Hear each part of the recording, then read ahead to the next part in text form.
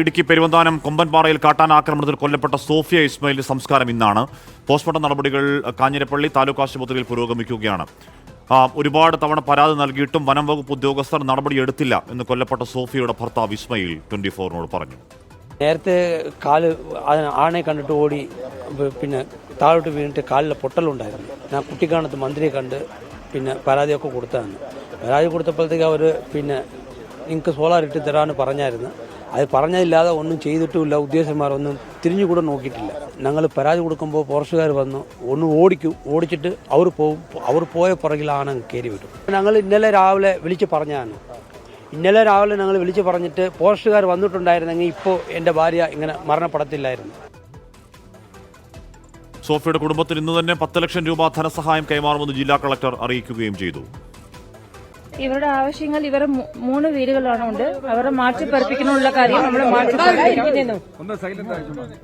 രണ്ടാമത്തെ കാര്യം ഇവർക്കുള്ള ധനസഹായമാണ്. അത് നാളെ അതിന് ലഭ്യമാവും. ധനസഹായം 10 ലക്ഷമാണ്. മൂന്നാമത്തെ കാര്യം ഇവർക്ക് ഉള്ള ജോലിയുടെ കാര്യമാണ്. അത് സർക്കാർ തലത്തിലാണ് തീരുമാനമെടുക്കേണ്ടത്. ഞാൻ അതിലേക്കുള്ള റെക്കമെൻഡേഷൻ അയക്കും. നാലാമത്തെ കാര്യം ഇത് ഇങ്ങനെ മെയിൻറ്റെയിൻ ചെയ്യാതിട്ടതിന്റെ കാരണത്തെ കൊണ്ടാണ് ഇവിടേക്ക് വന്നിട്ടുള്ളത്. സോ അതിന്റെ കാര്യത്തിലുള്ള നടപടിയും എടുക്കും.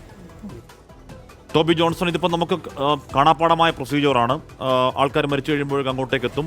10 ലക്ഷം നഷ്ടപരിഹാരം പ്രഖ്യാപിക്കും. ജോലിയുടെ കാര്യത്തിലൊക്കെ ജോലി കൊടുക്കാം എന്നൊക്കെ വാക്കപ്പം പറയും. ജോലി കൊടുത്താൽ പിന്നീട് നമ്മൾ പോകുമ്പോഴായിരിക്കും ജോലി കൊടുത്തോ ഇല്ലെന്നൊക്കെ അറിയുക. ടോബി, അതിലുപരിയും മറ്റേ കാര്യവും നമുക്കെല്ലാം നല്ല പരിചിതമാണ്. ആൾക്കാർ വിളിച്ചു പറയുമ്പോൾ ഇപ്പോൾ നോക്കാമെന്ന് പറയും, നോക്കില്ല. അങ്ങനെ അതിൻ്റെ തുടർച്ചയിൽ ആൾക്കാർ കൊല്ലപ്പെടുന്ന ഒന്നല്ലെന്നേ ഒരു എത്ര സംഭവങ്ങൾ നമുക്ക് മുന്നിലുണ്ട്.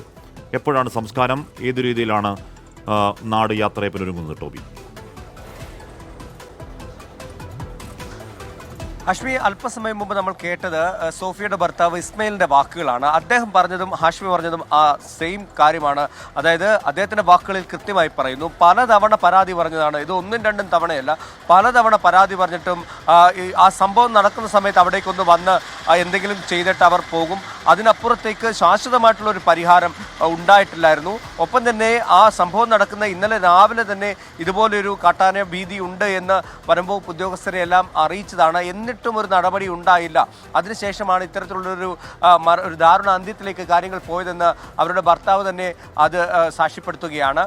അങ്ങനെ വലിയൊരു പ്രശ്നമായി ഇത് മാറിയിട്ടുണ്ട്. സോളാർ ഫെൻസിങ് നൽകാമെന്ന് പറഞ്ഞിട്ട് അത് നൽകിയില്ല എന്നൊരു പരാതി അവർ മുന്നോട്ട് വെക്കുന്നു. അങ്ങനെ ശാശ്വതമായിട്ടുള്ള പരിഹാരം കാണേണ്ട വിഷയമാണ്. സ്ഥിരമായി ഇത്തരത്തിലുള്ള സംഭവങ്ങൾ ഉണ്ടാകുമ്പോൾ എന്തെങ്കിലും ഒരു നഷ്ടപരിഹാരം നൽകി പ്രശ്നത്തിൽ നിന്ന് തലയൂരുന്നതല്ല ഇവിടെ ആവശ്യം. അതിനപ്പുറത്തേക്കുള്ള ഒരു ശാശ്വത പരിഹാരമാണ്. എന്തായാലും പോസ്റ്റ്മോർട്ടം നടപടികൾ നടന്നുകൊണ്ടിരിക്കുകയാണ്. കൃത്യം 10-ഓടുകൂടി തന്നെ ഈ പോസ്റ്റ്മോർട്ടം നടപടികൾ കാഞ്ഞിരപ്പള്ളി താലൂക്ക് ആശുപത്രിയിൽ ആരംഭിച്ചു. ഫോറൻസിക് സർജനായിട്ടുള്ള ഡോക്ടർ സെബിന്റെ നേതൃത്വത്തിലുള്ള സംഘമാണ് പോസ്റ്റ്മോർട്ടം നടത്തുന്നത്. അതിനുശേഷം മൃതദേഹം ബന്ധുക്കൾക്ക് വിട്ടു നൽകും. ഇന്ന് രാവിലെ തന്നെ ഈ മുണ്ടക്കയത്തെ സ്വകാര്യ ആശുപത്രിയിൽ ഇൻക്വസ്റ്റ് നടപടികൾ പൂർത്തിയാക്കിയിരുന്നു. അതിനുശേഷമാണ് പോസ്റ്റ്മോർട്ടത്തിന് വേണ്ടി മൃതദേഹം ഇവിടേക്ക് കൊണ്ടുവന്നത്.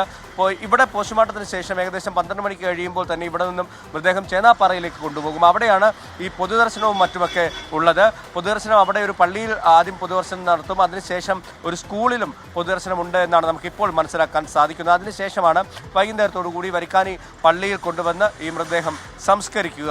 എന്തായാലും നാട്ടുകാർ വലിയ പ്രതിഷേധത്തിലാണ്. ഇന്നലെ നമ്മൾ കണ്ടതാണ് ഈ സംഭവം നടന്നതിന് തൊട്ട് പിന്നാലെ വലിയ രീതിയിലുള്ള പ്രതിഷേധമുണ്ടായി. ആ പ്രതിഷേധങ്ങൾക്കൊക്കെ ഒരു ശാശ്വത പരിഹാരം ഇന്നലെ ജില്ലാ കളക്ടർ അടക്കം ഇടപെട്ടുകൊണ്ട് ഈ നഷ്ടപരിഹാരം നൽകാമെന്നൊക്കെ പറഞ്ഞ് അത് തീർത്തു. എന്നാൽ അതല്ല ഇപ്പോൾ നാട്ടുകാർ ഉന്നയിക്കുന്നത്. നിരന്തരം ഈ പ്രശ്നങ്ങൾ ഉണ്ടാകുന്നുണ്ട്.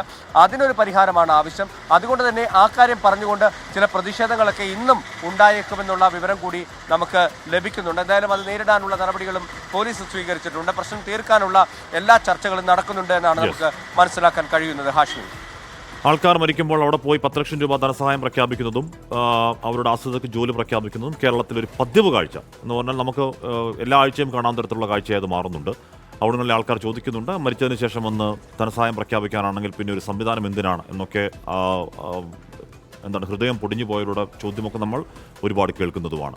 കാട്ടാനാക്രമണത്തിൽ വീട്ടമ്മ കൊല്ലപ്പെട്ട ഇടുക്കി കൊമ്പൻപാറ മേഖലയിൽ വന്യജീവി ആക്രമണം രൂക്ഷമായ സ്ഥലമാണ്. കൊല്ലപ്പെട്ട സോഫിയയും കുടുംബവും വന്യജീവി ശല്യത്തിനെതിരെ ഭീകരത വിവരിക്കുന്ന ദൃശ്യങ്ങൾ 24-ന് കിട്ടി. TRNT എസ്റ്റേറ്റിൽ സ്ഥിരമായി 20 ആനകളുടെ കൂട്ടം എത്തിയിരുന്നു. കൊല്ലപ്പെട്ട സോഫിയ നാളുകൾക്ക് മുൻപ് ഈ ദുരിതങ്ങൾ പങ്കുവെക്കുന്ന ദൃശ്യങ്ങളാണ് ഇപ്പോൾ പുറത്തു വരുന്നത്.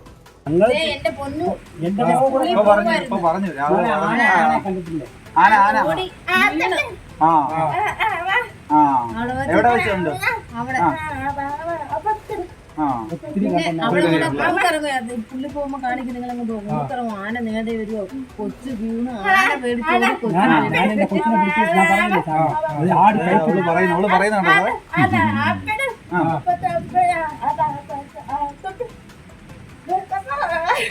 ആന ഇങ്ങോട്ട് കയറി വരും നമ്മള് ആങ്ങളോട് പറഞ്ഞെന്ന് നിന്റെ അടുത്ത് പതുക്കെ പോ നമുക്കന്ന് രണ്ടുപേരും സ്കൂളിൽ നിന്ന് വരുവായിരുന്നു അയ്യോ എല്ലാം അപ്പുറത്തെ പിള്ളേരും കണ്ടിട്ടു ആ ചേട്ടനെല്ലാം കണ്ടിട്ടു. സോഫിയുടെ മരണത്തിന് ശേഷം ഈ കാണുന്നത് ഇപ്പോൾ സങ്കട ദൃശ്യമാവുകയും ചെയ്യുകയാണ്. നേരത്തെ തന്നെ ഈ മേഖലയിലെ ആക്രമണത്തിൻ്റെയും കാട്ടാന ശല്യത്തിനും കാര്യം നാട്ടുകാരും ഇവരൊക്കെ പറയുന്നതാണെങ്കിലും അതൊക്കെ കേൾക്കേണ്ടവർ കേട്ടില്ല എന്നതാണ് വീണ്ടും ഒരു ആനക്കൊലപാതകത്തിലേക്ക് നയിച്ചത്.